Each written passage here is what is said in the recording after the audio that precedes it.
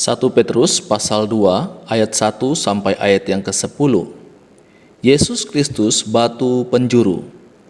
Karena itu buanglah segala kejahatan, segala tipu muslihat dan segala macam kemunafikan, kedengkian dan fitnah. Dan jadilah sama seperti bayi yang baru lahir, yang selalu ingin akan air susu yang murni dan yang rohani, supaya olehnya kamu bertumbuh dan beroleh keselamatan, jika kamu benar-benar telah mengecap kebaikan Tuhan. Dan datanglah kepadanya batu yang hidup itu, yang memang dibuang oleh manusia, tetapi yang dipilih dan dihormat di hadirat Allah. Dan biarlah kamu juga dipergunakan sebagai batu hidup untuk pembangunan suatu rumah rohani bagi suatu imamat kudus, untuk mempersembahkan persembahan rohani yang karena Yesus Kristus berkenan kepada Allah. Sebab ada tertulis dalam kitab suci, sesungguhnya aku meletakkan di Sion sebuah batu yang terpilih, sebuah batu penjuru yang mahal, dan siapa yang percaya kepadanya tidak akan dipermalukan. Karena itu bagi kamu yang percaya, ia mahal. Tetapi bagi mereka yang tidak percaya, batu yang telah dibuang oleh tukang-tukang bangunan telah menjadi batu penjuru, juga telah menjadi batu sentuhan dan suatu batu sandungan. Mereka tersandung padanya karena mereka tidak taat kepada firman Allah, dan untuk itu mereka juga telah disediakan.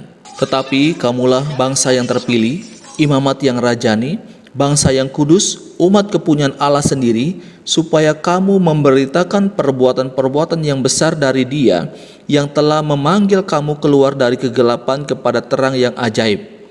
Kamu yang dahulu bukan umat Allah, tetapi yang sekarang telah menjadi umat-Nya, yang dahulu tidak dikasihani, tetapi yang sekarang telah beroleh belas kasihan. Saudaraku yang dikasihi oleh Tuhan Yesus Kristus, dalam bagian firman Tuhan ini, ayat yang pertama berkata, karena itu buanglah segala kejahatan, segala tipu muslihat dan segala macam kemunafikan, kedengkian dan fitnah. Pembacaan ini masih ada kaitannya dengan perikop sebelumnya. Dalam perikop sebelumnya mengatakan bahwa kita ini telah ditebus oleh Kristus. Kita telah diselamatkan oleh Kristus. Nah, ketika kita telah ditebus oleh Kristus, maka kita harus membuang dosa-dosa dalam diri kita. Sehingga dikatakan karena itu buanglah segala kejahatan, tipu muslihat, segala macam kemunafikan, kedengkian dan fitnah. Ada 5 dosa yang disebutkan di dalam perikop ini. Kejahatan yang dimaksudkan di sini adalah segala macam kejahatan, keinginan menyakiti orang lain. Tipu muslihat itu harus kita buang dalam diri kita, sama dengan tipu daya atau dusta, itu harus kita buang dari diri kita.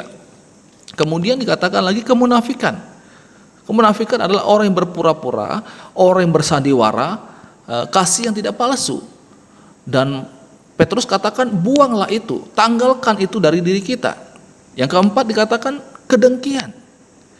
Kedengkian adalah tidak senang melihat orang lain diberkati, sama dengan istilahnya iri hati.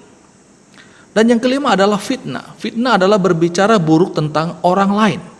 Dan Petrus katakan bahwa dosa-dosa ini kita harus buang dari diri kita. Kita harus tanggalkan itu ketika kita sudah hidup di dalam Kristus. Saudaraku yang dikasihi oleh Tuhan Yesus Kristus, mengapa itu harus dibuang? Karena ketika kita memelihara dosa-dosa ini akan membahayakan diri kita sendiri dan juga akan membahayakan orang lain, dan merusak hubungan kita, relasi kita dengan Tuhan. Saudaraku yang dikasihi oleh Tuhan Yesus Kristus, setelah kita membuang segala dosa-dosa kita yang disebutkan oleh Petrus dalam bagian ini, dalam ayat yang pertama, maka dikatakan selanjutnya dalam ayat yang kedua, jadilah sama seperti bayi yang baru lahir, yang selalu ingin air susu yang murni dan yang rohani. Yang dimaksudkan di sini adalah tentang kerinduan kita akan kebenaran firman Tuhan. Orang yang tidak membuang dosa dalam dirinya akan kehilangan kerinduan terhadap firman Tuhan. Dan orang yang tidak mencari Tuhan tidak akan bisa membuang dosanya. Karena dosa kita itu dapat ditanggalkan, dapat buang dalam diri kita ketika ada pekerjaan Tuhan, ada kuasa Tuhan yang akan menolong kita untuk menanggalkan setiap dosa-dosa tersebut. Saudaraku yang dikasihi oleh Tuhan Yesus Kristus, oleh sebab itu, marilah kita datang kepada Tuhan, marilah kita mendekatkan diri kepada Tuhan agar kita diberikan kemampuan, kekuatan untuk membuang setiap dosa-dosa yang mungkin saja bersarang dalam diri kita selama ini. Kita mohon pertolongan dan anugerah daripada Tuhan memampukan kita untuk hidup benar di hadapan Tuhan. Ini pembacaan firman Tuhan, renungan untuk kita saat ini. Tuhan Yesus memberkati kita selalu. Amin.